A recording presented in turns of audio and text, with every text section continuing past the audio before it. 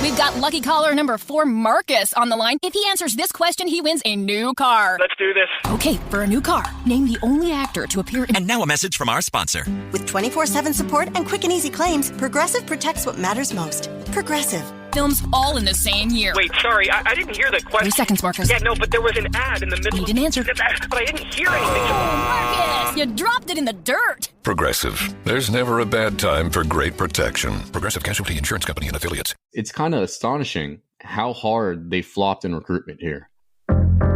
On this episode of Transition Virginia, why are we firing the incumbent? Democratic primaries in the House of Delegates. Do not rule this one out for an upset. More than a dozen incumbent Democrats are facing primary challenges. They do not want any one of their members successfully primaried. Another dozen candidates want to take on Republicans or fight for open seats. He's a very thin, paper-thin frontrunner. Chaz Nuttycombe joins the transition team to talk primary politics. It would be a Christmas miracle. Not on this podcast. Guilty as charged there. All that and so much more on this episode of Transition Virginia.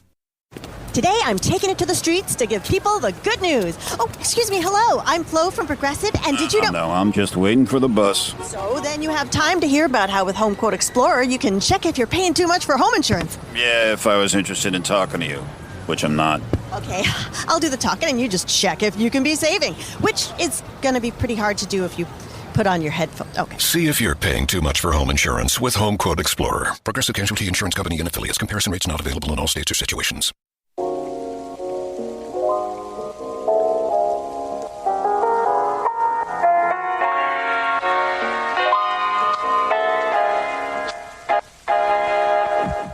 Welcome to Transition Virginia, the podcast that examines the ongoing transition of power in Virginia. I'm Michael Pope. And I'm Thomas Bowman. Today on the podcast, Democrats have primaries in about 20 House seats, and some of them are competitive, others are not. We've got an excellent guest to help us walk through the list of primaries and get a sense of what we can expect on June 8th. We're joined by the director of CNalysis, who just launched his own podcast on Virginia politics. Chaz Nuttycombe, thanks for joining us. Thank you all so much for having me on. Okay, Chaz, I know you probably get this question all the time, but I'm going to ask it anyway. Chaz Nuttycombe, is that your real name? Yes, it is. I'm Charles III. My dad is Chuck. My grandfather was Charles. So they went and called me Chaz. Charles III, I see. Okay. Well, your podcast is excellent. Tell us about your new podcast and what kind of episodes we can expect in the future. Yeah, so you can listen to it on CNalysis.com. That's CNALYSIS.com. We have interviewed statewide candidates for lieutenant governor so far. We have got Ben Tribbett and Matt Colt Hall on talking about the contest for both the statewides and the House of Delegates for the Republicans and the Democrats between May and June. Yeah, so you can listen to it on Spotify, Apple Podcasts, Google Podcasts. You can either just search us on those apps, CNalysis Podcast, or you can go to CNalysis.com and click on podcast and click on the icon for the streaming service of your choice. Well, great. Let's get into these House primaries. Democrats across Virginia have primaries, and some of the most interesting ones are also some of the most bizarre. We've got a handful of House Democrats who are defending their own seats at home while also simultaneously running for statewide office. This actually never happens in Virginia politics, that somebody's name would literally be on the ballot twice, once near the top of the ticket in the lieutenant governor primary, and then once again lower down on the ballot for defending their House seat. There were 4 of these people, and one of them recently dropped out of her statewide race to focus on her House seat. I'm, of course, talking about Delegate Elizabeth Guzman, who has 3 primary challengers. One of them is very heavily funded. Chaz, what do we make of this primary in Virginia House District 31, the Elizabeth Guzman race? I think it was smart for her to drop down to this House Delegates race because she was in a lot of trouble of losing it. Rod Hall has got a lot of money. He's also got the endorsement of Delegate Bagby recently, who's the top dog of the Black Caucus. And now that Guzman's back on her home turf, I think she's favored. It's just a argument of how heavily she's favored. I think, Hall can still pull off an upset here. But Guzman has an incumbency advantage. She's got 3 other people running against her. So I think that definitely helps her out. And, she's going to be transferring money over to her delegate account here soon. And, I think Guzman will win this primary, but, I wouldn't count out Rod Hall, but I would count out the other 2 candidates, and that's Idris O'Connor and Kara Patek. I don't think they really have much of a shot here, given the split field and the lack of resources. Yeah, it was a good move for Delegate Guzman to drop out. She is not a viable statewide candidate, unfortunately, at this point in time. And because she had no path to victory, all she could do was lose her ability to champion her favorite causes and her district in the General Assembly. The caucus had recruited Rod Hall to run for delegate to replace Guzman. However, now that Guzman's back, I've checked in with some of the people at the caucus, and they do not know what's going to happen next on that front. Rod Hall had gotten the endorsements of also Luke Torian and Senator Scott Suravel. It seems like Prince William County was starting to rally around Hall. We'll see what happens now that Guzman's back in the race. Guzman is a favorite champion of labor. And with labor being so loyal, I would imagine that they will back her for her delegate run, reelect. But their endorsements at the statewide level for lieutenant governor are up for grabs. We've got some locals with IBEW and the Carpenters and AFSCME who endorsed her. And potentially one of the other candidates still in the race could qualify for those endorsements instead. So Guzman is no longer in the lieutenant governor's race, but one candidate who is Delegate Mark Levine. This is House District 45. So Delegate Levine is trying to defend his House district and win that race while also trying to win the race for lieutenant governor. He has a challenge in that House race from the vice mayor of Alexandria, Elizabeth Bennett Parker. Now, I actually live in the 45th, and I've interviewed Bennett Parker and Levine, and I can tell you that she is just as liberal as he is. So there's no daylight between them in terms of she's not running to his left or his right. In terms of issues, they're right sort of aligned with each other. But she does get to knock Levine for trying to run twice. And in fact, I recently quoted her as saying, this district deserves someone who is fully focused on them, which is something that any of these challengers can make against the double filers. Chaz, what do we make of House District 45, the Mark Levine race? Yeah, I think Levine's in some trouble. Like you said, Bennett Parker is the vice mayor. She's raised over $100,000 for her bid thus far. And Levine's trying to go for this statewide nomination, and I don't think he has a shot at this. I'll be frank with you. I don't think there's really any scenario where Levine is the nominee for the Democrats for lieutenant governor. I think there could be an argument made that Bennett Parker, I don't know whether she wants to or is running to her left, but I think there are definitely some issues to where she could kind of create that narrative if she so chooses. Levine has taken cop money. I know he endorsed Biden in the primary. I don't know that, obviously in these state legislative primaries that he endorsed for president a year ago is much of an issue. But, I think if Bennett Parker wants to create the narrative, at least, that she is running to his left, she can. I'm not sure that would be possible because Mark Levine is really on the liberal leftist side of the Democratic caucus. And he's for things like the assault weapons ban. In fact, when I interviewed him, he said he was even for registration of firearms, which would be like way farther than most Democrats would be willing to go. And then when I asked Elizabeth Bennett Parker about that, she said, oh, yeah, I'd be for that, too. So, I really don't think there is a way to get to the left of Mark Levine. Yeah, I'm not saying Levine is anything to the center, but it's, again, that's why I said in narrative or in rhetoric, I think she can. And again, I don't know why he's going for the statewide bid because I don't think he's going to win this at all. Yeah, well, the reason he's probably going for the statewide bid is because, one, he has the capacity to self-fund and raise a lot of money. And regardless of how much money you have, it's all green and it all spends, or rather the source of your money, it all spends. But Levine also won his initial race back in 2015 in a 5-way primary by being everybody's second choice.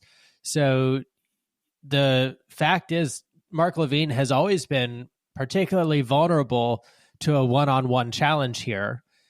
Now, Bennett Parker is somebody who just got elected to Alexandria City Council, but she got elected with so much of the vote that she ended up being the top vote getter overall and beating out people like John Taylor Chapman for vice mayor. So she is somebody that nobody can take for granted because she clearly has a good base of support in the city of Alexandria. Right. Now, another candidate who's on the ballot twice is Delegate Lee Carter. He's, of course, running for governor, trying to push the field of gubernatorial candidates to the left. He's got 2 primary challengers in his seat there at Virginia House District 50. Chaz, what do we make of the Lee Carter race? Yeah, so I think where Carter stands to benefit in his House race is that he's got split opposition. Helen Zarita does not have a campaign. So it's really between him and Michelle Maldonado. And I think he could be in some trouble. If you look at his primary from 2019, it wasn't a nail biter, but his primary challenger still got a good chunk of the vote. I want to say something like 40%, if I recall correctly. And so I don't think Carter's going to win on the statewide level. I think any of the other candidates, like Lee McAuliffe, will carry it. But I think Carter will win currently, just because the field is split. Again, Zarita does not really have much of a campaign. And when you have a split field, you have an incumbent running, and Lee still has more money in his delegate race than both Michelle and Helen. I think he'll win, but, I would say do not rule this one out for an upset on the delegate race here for the Democratic primary. I will say that Carter is an underperformer in general elections. In 2019, compared to Biden's 2020 margin in the district, I think he was 14 points behind what Biden won it by. So we'll see what kind of campaign Michelle Maldonado builds. But, this race will be competitive in the general election. I think it's more competitive, actually, if Carter's nominee, though. In a rare circumstance where a race is more competitive if the incumbent wins the primary. Yeah, what's interesting about Carter is he's going to have to contend with people in his district deliberately not voting for him at the top of the ballot. Right. And then coming down to see his name again at the bottom of the ballot. Once again, incumbency has outstanding advantage. It definitely helps Carter that there are 2 candidates running against him. But as you said, Chaz, one of them isn't mounting a real campaign. So the question is, how much time and attention does Delegate Carter want to spend on being reelected as delegate? And if he wants to be a statewide elected, frankly, he needs to focus all of his time and attention on becoming a statewide elected. So Lee's at a bit of a catch-22, frankly. And moving over to the Hampton Roads area, we've got Delegate Jay Jones, who is running for Attorney General, trying to unseat incumbent Attorney General Mark Herring, while also defending his House seat. Chaz, what do we make of Virginia House District 89, the Jay Jones race? I think Jay Jones currently, I think he's going to win his delegate primary, given that I think he is going to carry his House seat bare minimum on the statewide level in his bid against Herring. He's very popular. He also has a lot more money than his primary challenger, Hannah Kinder, or Kinder, however you pronounce it. I think, Jay is just a really strong incumbent, and I don't think there's really any wedge issue that can be drawn here. I think Jay can also, by the way, really, I think he can beat Herring, but I would still say Herring is a favorite right now. But I think Jay will be fine. I don't think he's really in much trouble on his delegate race.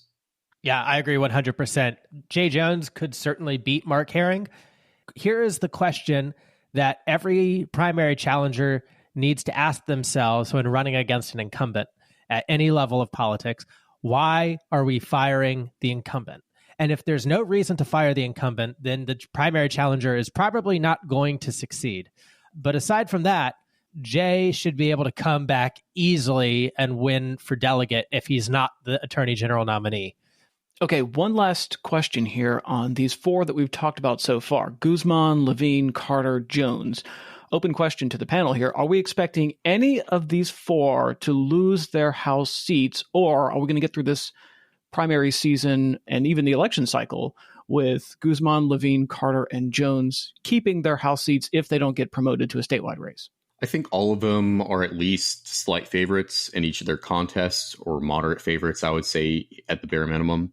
But I would not rule out Levine losing. I wouldn't rule out Carter losing. I wouldn't rule out Guzman losing. But I would probably rule out Jay Jones losing his House seat. Yeah, Carter's always an interesting case study for sure. Generally speaking, though, I think Guzman could absolutely go down.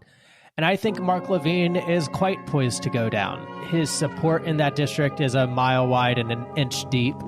There's a lot of Democrats all bottled up there. And the more frequently they get new blood in that seat, the more likely they are to be the delegate one day. So we're going to take a quick break. When we come back, we're going to talk about some of the most competitive House primaries this year. We'll be right back.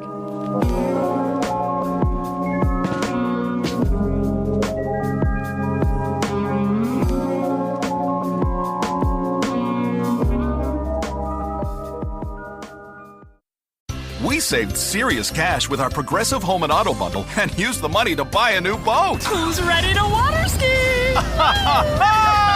This is not a real testimonial. Sure, customers can save big money with Progressive, but not enough for a new boat. They'll probably spend it on rent or gas money or maybe one of those little plastic wading pools for the yard. Ahoy there! Is what the captain might say. On the toy boat. In your wading pool. Progressive Casualty Insurance Company and Affiliates. And I'll tell you what doesn't help is when we have reporters like Michael Pope from WVTF. These were not rioters and looters. These were patriots. I never called the people who stormed the Capitol patriots. These were not rioters and looters. These were patriots. I never called the people who stormed the Capitol patriots. We have to hold our media accountable. You can help our podcast hold people in power accountable. Head over to transitionvirginia.com and hit the button that says Contribute on Patreon. For as little as $3 a month, you can help us speak truth to power.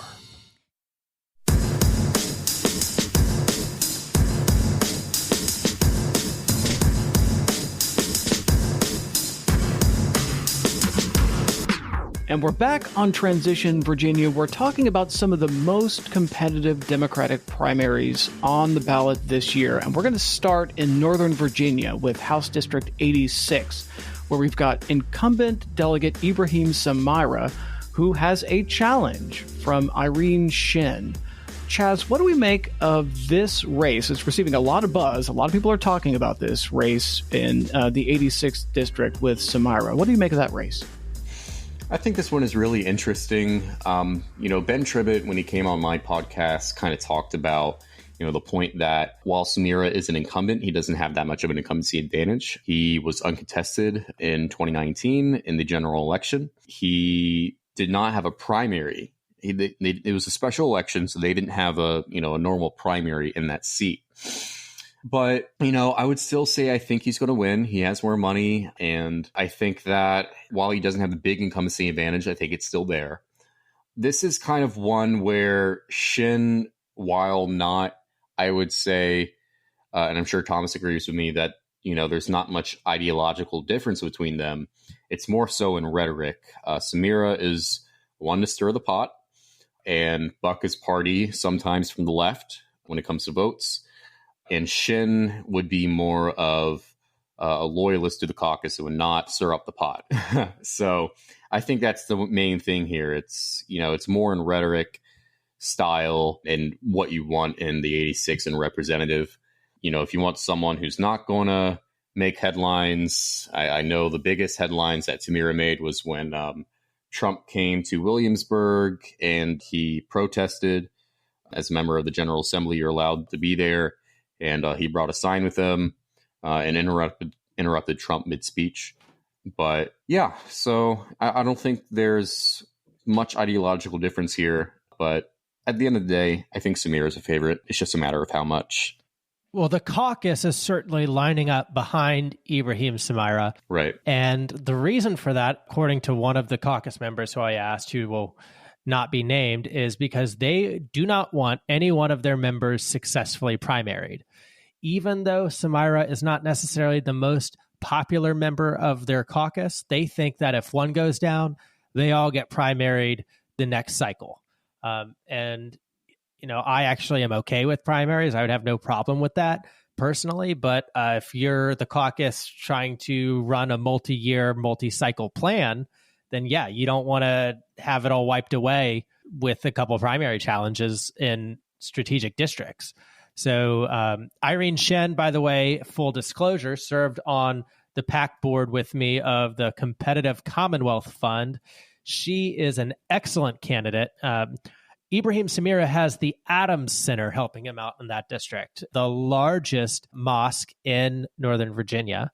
That's 2,000 to 3,000 votes for Samira right there off the bat. So any challenger, no matter who it is, has to find more votes than that on election day. That's a really good point, Thomas. The influence of the Adams Center cannot be underestimated. They bring a lot of votes and a lot of prominence in Northern Virginia. Moving on to House District 68, Delegate Don Adams is facing a primary challenge, Kyle Elliott. Chaz, what do we make of that race?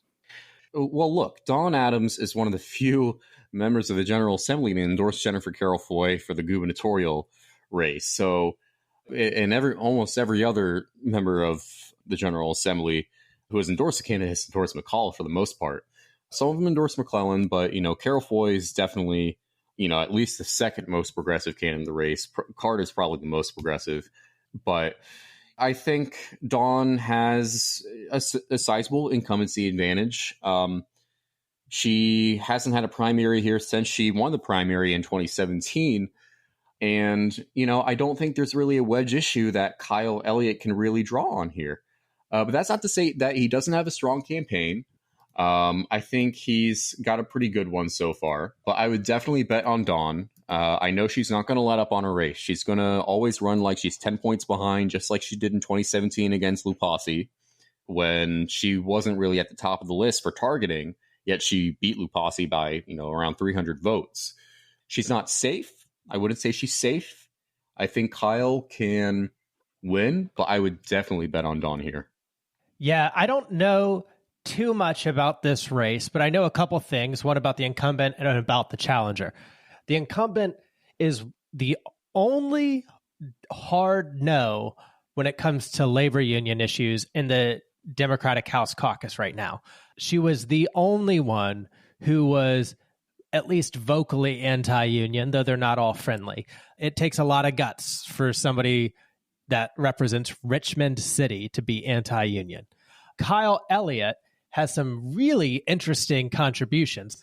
Eva Teague Hardy, board of Dominion Energy, LeVar Stoney, the mayor, won Richmond, his PAC, Kevin Zeethamel, his chief of staff. I don't know that it's necessarily right to say the establishment prefers one candidate or another, but some very influential people in Virginia politics are lining up behind Kyle Elliott. Moving on to our next race, House District 66. This is the Kirk-Cox seat, and so Delegate Cox is not running for re-election. That's an open seat in House District 66. You got two Democrats there, Leonard Harris and Katie Sponsler. Chaz, what do we make of that race? Yeah, so Sheila Bynum-Coleman was also in this race, but she did not turn in her petitions and she endorsed Sponsler. I think now that Bynum-Coleman is not in the race, we moved this race from lean Republican to tilt Republican recently. As a result of that, Bynum-Coleman would have been a pretty weak candidate. She was caught up in a revenge porn scandal in December 2019, shortly after she lost her House bid against Cox. I think Sponsler is going to win this primary. Leonard Harris was running as an independent in 2019 while Bynum-Coleman and Cox were duking it out. But that's not to say that I think Sponsler is a strong candidate. I don't think she's a strong candidate, and I especially don't think Leonard Harris is a strong candidate because he only decided to become a Democrat recently. So at the end of the day, I think currently Republicans are going to hold this seat because the Democrats don't have good recruitment here. They have some good recruitment everywhere else for the most part, but they just fumbled the football on this. And this is a blue seat that voted for Biden by double digits. It's open, and it's kind of astonishing how hard they flopped in recruitment here. I think they can build a campaign for Sponsler. I don't think that it's a safe race for the Republicans, but they've got a pretty good nominee there. Mike Cherry, he's a local elected in Colonial Heights, aka Colonial Whites. You need someone from there who can really just blow it out in the margins in Colonial Whites. Yeah, I mean, Katie's advantage here is that she's been a candidate before. So it's always useful when you're trying to flip a seat to have a veteran candidate. She is progressive. I don't know that I would characterize her as strong or weak. In my opinion, winning candidates are stronger than losing candidates. However, she's never really had the advantage of running in a favorable district where she would even be able to win in the first place. So as far as a veteran candidate who's run before goes, this is probably the best they could get since Sheila Bynum-Coleman wasn't available. And moving on now to House District 82. This is the seat currently held by Delegate Jason Miyares, who is likely to be the candidate for Attorney General when we get into November. There are two Democrats running in the primary for House District 82. Chaz, what do we make of that race? So I would say that Miyares is more than likely. I think he's a shoo-in for the AG nomination, and whether he can double file in the general, that's up to him for both his House seat and Attorney General. I can't really say much on the Democratic primary here. I mean, both of the candidates haven't really raised much money. We technically have it as a competitive seat. It's in the very likely column, so the Democrats have something like a 10% chance here. And that's honestly really assuming that Miyares is not going to be the Republican nominee for this district once he becomes the AG nominee. But, again, he technically can still be the nominee in that district if he wants to and keep running in the general election. But, yeah, I can't really say much to the candidates here. But I think the Republicans are overwhelmingly favored to hold this seat because I don't think either of the candidates are really having that strong of a campaign. Yeah, both Democrats there raised less than $500. So it's very nice that the House caucus was able to find not one, but two Democrats to run in that district. And we'll see how they do on Election Day once one of them's the nominee and there's a Republican on the ballot. But yeah, good job for the caucus.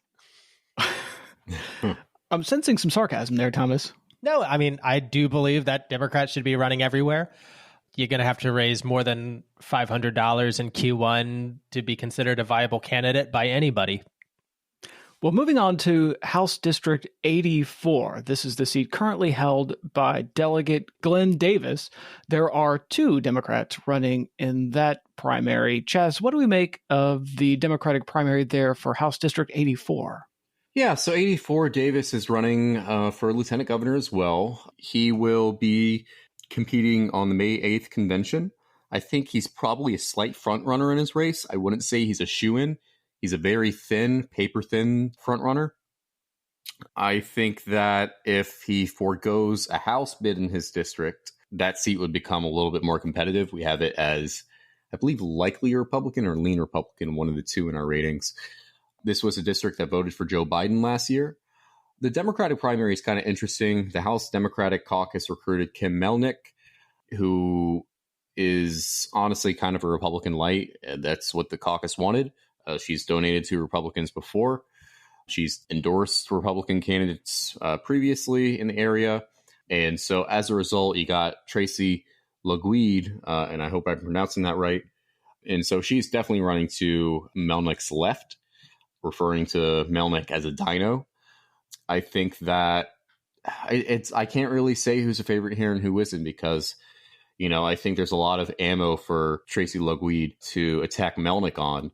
But at the end of the day, I think Melnick is going to get more money. So it'll be interesting to see what happens here. And it'll be interesting to see what happens with Davis here, and especially with Davis's LG bid on May 8th. Yeah, Davis's path to victory on May 8th requires him basically being everybody's second choice since they're doing a ranked ballot for that vote, which is good for somebody like Glenn Davis. Ultimately, though, I think most observers believe Hugo's got it locked up, in which case Glenn Davis will be back on the delegate ballot later in November. And, I think that it says a lot that the House Democrats decided they needed a dino, or allegedly a dino, to run for that seat in order to potentially flip it. This one, Virginia Beach politics is very silly, just generally speaking. But two, the Democrats will have a much better shot of flipping this district once it's been redistricted, and they are not running in the new lines this year. Well, Thomas, you say most observers think that Hugo has got that nomination for lieutenant governor, and certainly when we had David Ramadan on our show, that's what he said on Transition Virginia. But you know who does not share that opinion? Matt Colt Hall, who appeared on Chaz's podcast.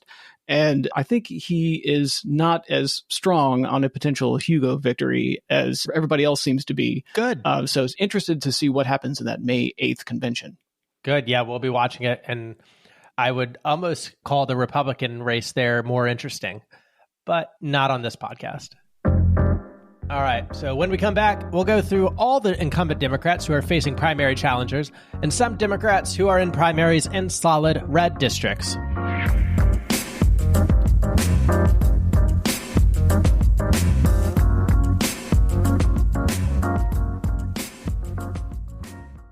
We saved big money with our Progressive Home and Auto Bundle and used the cash to take a family vacation. To Hawaii. Who's up for a luau? Yay! This is not a real testimonial. Sure, customers can save big money with Progressive, but not enough to go to Hawaii. They'll probably use it for things like the mortgage and groceries, or even a travel magazine, so at least they can see pictures of Hawaii. Aloha! Yes, say hello to those beautiful Hawaiian beaches in that magazine. Progressive Casualty Insurance Company and Affiliates.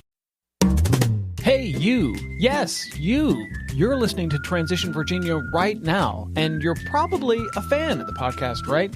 Well, then rate and review, like Trevor Sutherland. 1 star. The only time I listen is when I'm on. That's not really what I was thinking. Well, how about this review from Richard Krause? This piece of shit podcast, I wouldn't even rate 1 star. Come on, listeners. I know you can do better than that. Hit the pause button right now and give us a quick review.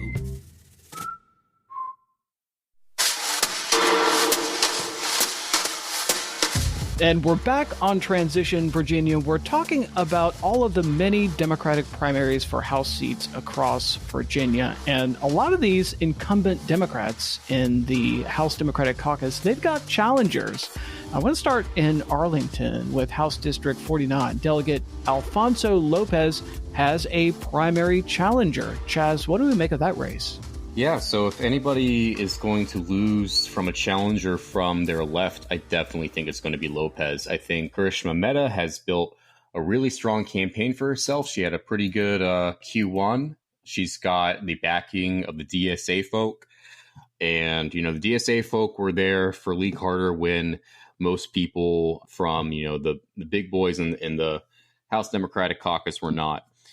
They really are a force to be reckoned with up in that region, in the Beltway and in Fairfax.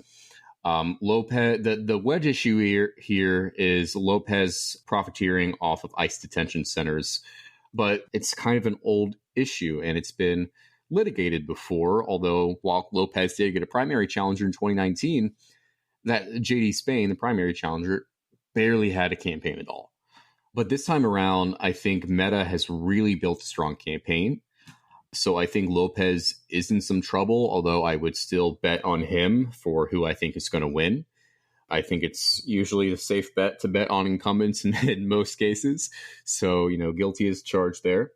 But I think Mehta could really have a shot at this. I think even though the ICE detention center thing is an old issue, it's an issue, like I said, that hasn't been litigated well. And got a lot of attention. So if she really can build a strong grassroots campaign and keep hauling in a good amount of dough, I think Lopez may be at risk here. Yeah, and it's important to point out that Lopez raised over double what Karishma raised, $163,000 to Karishma's $78,000. Good showing for a primary challenger in Arlington. I will point out, though, that most of the DSA's strength in Arlington comes from Washington, D.C., at least by judging on the Amazon hearings. Almost every single DSAer who came up opposing Amazon was from the District of Columbia. So how much of that is local and organic opposition to Alfonso Lopez? I'm not convinced it's nearly enough to make Karishma competitive, but she's going to have enough money to get her message out there, to get her signs in a few yards. And there is some local Arlington opposition, at least judging by her campaign finance filings.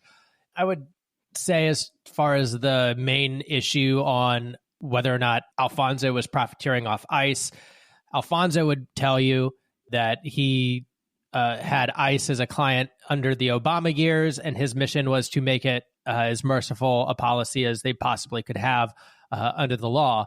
And he no longer had them as a client after Trump took over. So I don't know that there's really all that much there to grind an axe on against Delegate Lopez, frankly. Moving on to House District 34, Delegate Kathleen Murphy also has a primary challenger, Jennifer Adeli. Chaz, what do we make of this primary in House District 34? Murphy flipped this seat in 2015, and I think that, it's not really a competitive seat anymore. Let me say that. This is a seat that is trended far away from the Republicans, and, the Democrats will hold it no matter who they nominate here. I think Murphy is definitely a favorite. Jennifer Adeli definitely is trying to run from her left, especially on the issue of criminal justice reform. I believe that's the wedge issue that she's kind of citing here. But I don't think Adeli has really built as strong of a campaign to put Murphy in much danger. I wouldn't count Adeli out, but I will say that this is kind of an old money district up in Fairfax, and it's really wealthy, and Joe Biden did very well there compared to in, like the 49th, where there were some Bernie Sanders precincts. And when you combine Warren and Bernie's precincts, 49, that's Lopez's district, you combined Bernie and Warren's numbers, you got a lot of progressive voters there. Biden did really well in this seat, if I recall correctly. So I don't think there's really much appetite here for a progressive challenger. And I think Murphy's probably a stronger incumbent than Lopez, I would say. I think she's a good fit for her district, given just how standardly liberal it is. That's not to say that, Murphy is anywhere near the center. She's definitely a classical liberal. And I think she's going to win her race. I wouldn't say there's no shot for Adeli at all, but I think it's very unlikely that she can unseat Murphy. Jennifer Adeli is Ibrahim Samara's former campaign manager.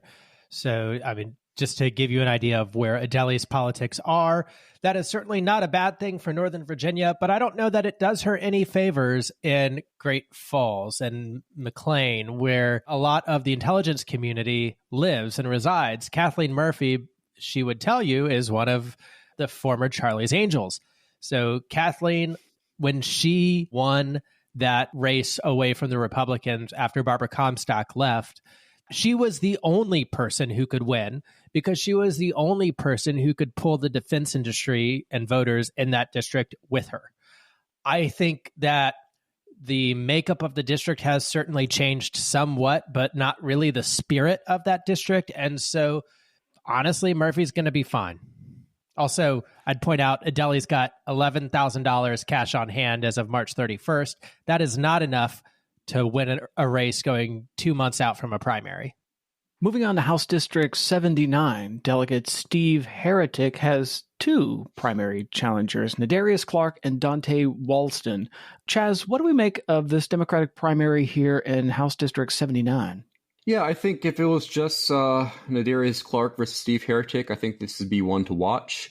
But given that he's got split opposition, although I don't think, Dante Walston really has much of a campaign going on, at the end of the day, you still got someone else on the ballot. This was a seat that has been redistricted, so there's not, it's kind of a new seat in terms of new territory for someone that could run to Heretic's left, and Clark is definitely running to Heretic's left. Heretic has taken some votes to the right of his caucus, but I would still bet on him, given that he's got split opposition and he's an incumbent, and he's been an incumbent in the area for quite some time. But he does have some new territory that he hasn't represented before. So it'll be interesting, but I think Heretic's still a favorite. Heretic replaced the last Southern Democrat, Johnny Joannou. And so I don't know that Portsmouth is known for being a bastion of progressivism. I think Heretic's going to be fine. It is an important fact that there are two challengers on that race.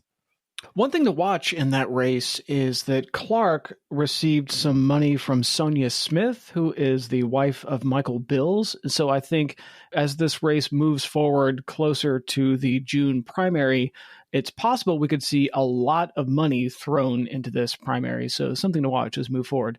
Moving on to House District 36, Delegate Ken Plum, the dean of the House, and certainly the longest serving member of the Democratic caucus, has a primary challenger. Chaz, what do we make of this Democratic primary here in 36, where we've got the longest serving Democrat facing a primary challenger? Yeah, Plum has been in there since the 80s, so he's got a massive incumbency advantage. Barthelson doesn't really, I mean, she only raised so far $5,000 or $5,500. I think if there's a wedge issue that can be drawn here, it would be Dominion. And I don't think that's enough of a wedge issue for Democratic primary voters in a seat like this out in Fairfax for her to really unseat Plum. To say it would be an upset for her to win is an understatement. It would be a Christmas miracle. Plum has, again, just has this massive incumbency advantage. And while you can say, well, you know who else had a massive incumbency advantage? Dick Saslaw. And also that, a main issue was Dominion there. But, this is a district that's further out west in Fairfax, whereas that one that Saslaw represents is closer to the Beltway. So it's not really there's not really much appetite for progressivism there, and this type of progressivism compared to closer to the Beltway. So I think Plum's going to be fine. I don't think he's going to lose. It would be, again, a Christmas miracle for Barthelson to win that primary. Christmas in June. Yeah, Ken Plum, when he was caucus chair, raised a lot of money, and I'm sure he could do it again if he needs to turn it on. I'd point out, too, just, the internal politics of the local district. When you've got an incumbent who's been there since the 80s, you've got a long line of potential successors behind him. And the reality is that the local Democratic committee will never get behind Mary because every single one of them want to be the next elected official to represent that district with Ken Plum's endorsement, hopefully. So I don't see the local party getting behind Mary. Her message is interesting. And her background is interesting. She's an engineer. She's clearly brilliant at science. But the reality is, when it comes to convincing 100 people in one room, Ken Plum is going to have a much easier time.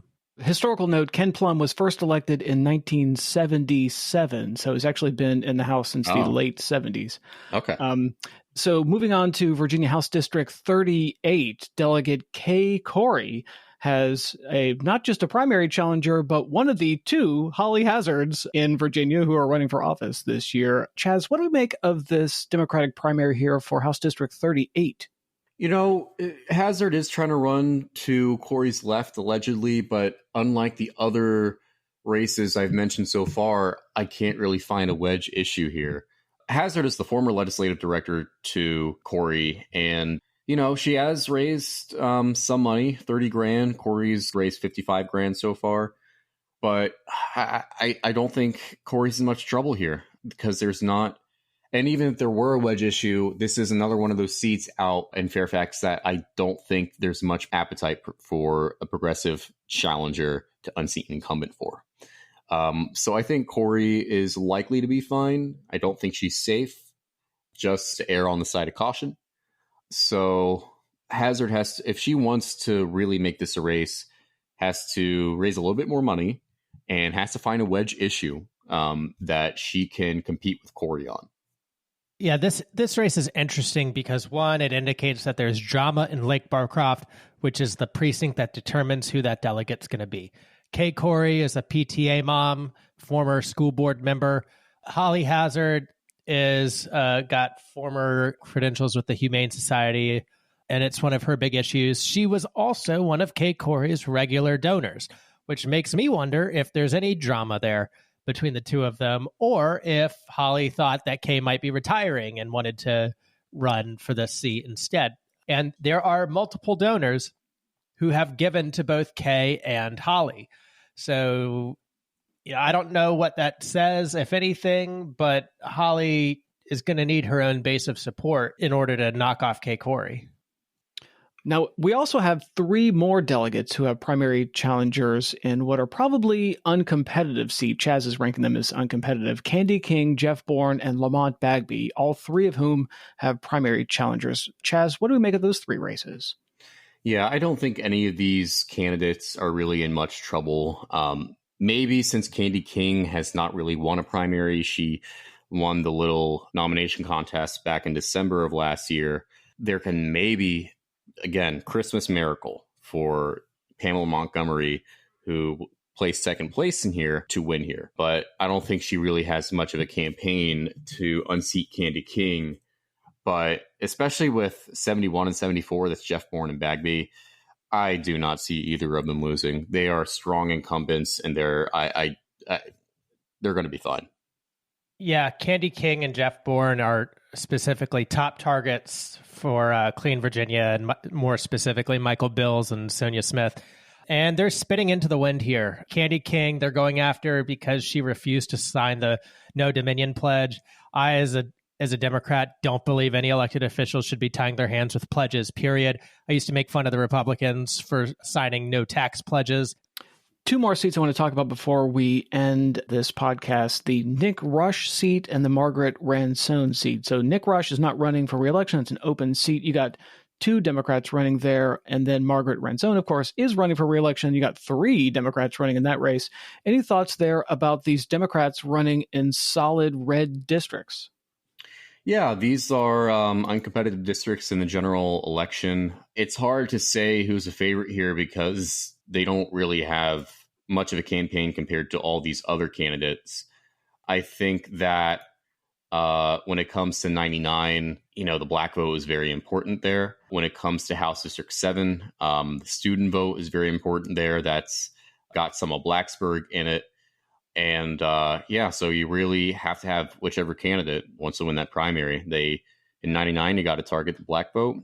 And in 7, you really got to target the Virginia Tech students. And in Floyd County, I would say there's a lot of hippies in the town of Floyd. It was one of the few localities that voted for Bernie Sanders in the primary last year. So you really, for 7, have to, if you want to win the primary, even though you're not going to win the general, you have to run as the progressive candidate. So whichever one of the candidates wants to do that, that's what you got to do in the 7th.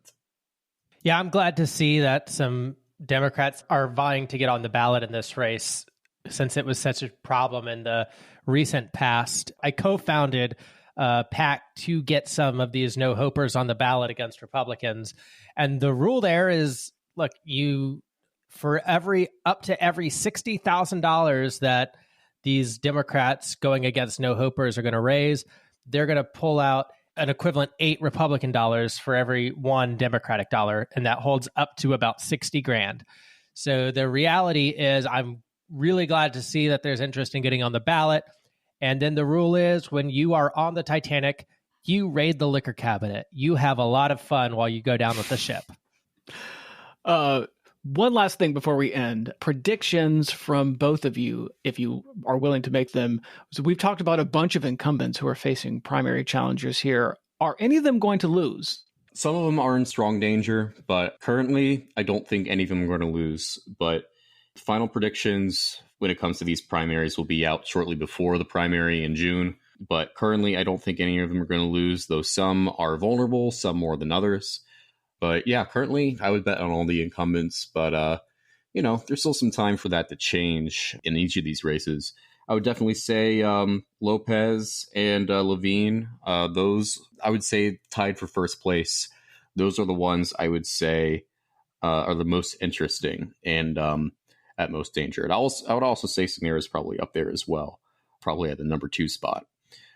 So I think Levine and Lopez are tied for first. I will be watching the Lopez race closely as a former constituent of Alfonso's, but I think ultimately he's going to be fine. Incumbents are always a good bet. Incumbents win more than 88% of the time when there is a primary challenger. The incumbents who are most likely to lose. And there's a big asterisk there because most likely to lose doesn't necessarily mean likely.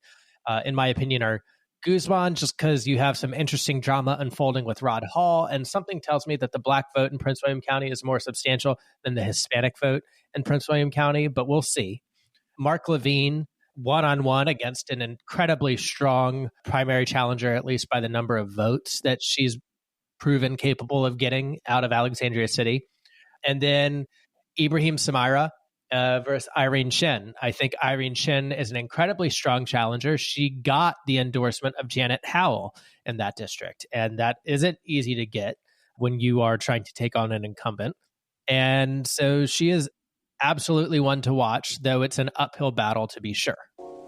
If you have comments, questions, disagreements, serious objections to what you just heard, or maybe you only want to tell us what you think about the show, write an email, send it to us at transitionvapodcast@gmail.com so we can read it on the air.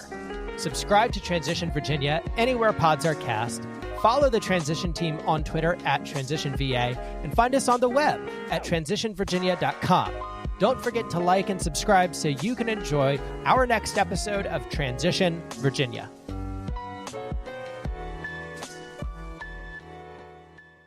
You heard you could save big when you bundle home and auto with Progressive, so you went online to check it out. But then you saw a link for a survey about which type of bread you are. And now you're on question 17, barely scratching the surface of your bread identity. You always thought of yourself as a brioche, but are you actually more of a pumpernickel? Ah, yes. They said it was easy to save money bundling with Progressive, but they forgot about the rest of the internet. Progressive Casualty Insurance Company, affiliates, and other insurers. Bundle discount not available in all states or situations.